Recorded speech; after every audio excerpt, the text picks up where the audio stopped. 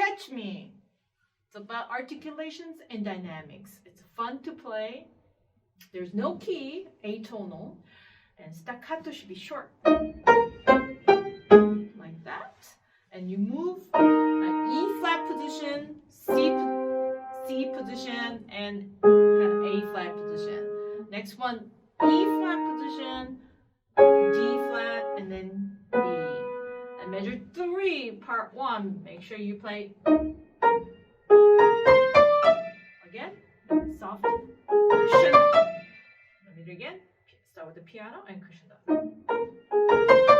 And the next one, soft, medium, and loudest. Okay. Part 2.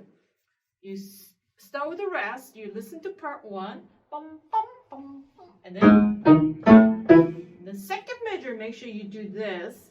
Bum, bum, bum, bum. One more time. Bum, bum. So right hand, you're going to play octave up than what is written.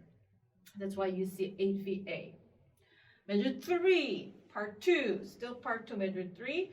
Loud, soft. One more time. Yeah. Instead of decrescendo, do contrast. I know I wrote decrescendo, but I noticed it's hard to do. So maybe forte, piano. That's fine. And then next bar, soft, loud. So catch me, it's like catching each other. So question and answer. Like piano 1, and piano 2. Like that, and then they end up together. I'll play last beat, quarter note, 1 beat. And then like, oh, I caught you, like that. Maybe you can hear it.